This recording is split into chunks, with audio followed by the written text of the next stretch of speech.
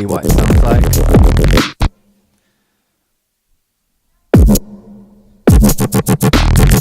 So getting a bit of a cooler result there. EQ and then the saturator drives in full.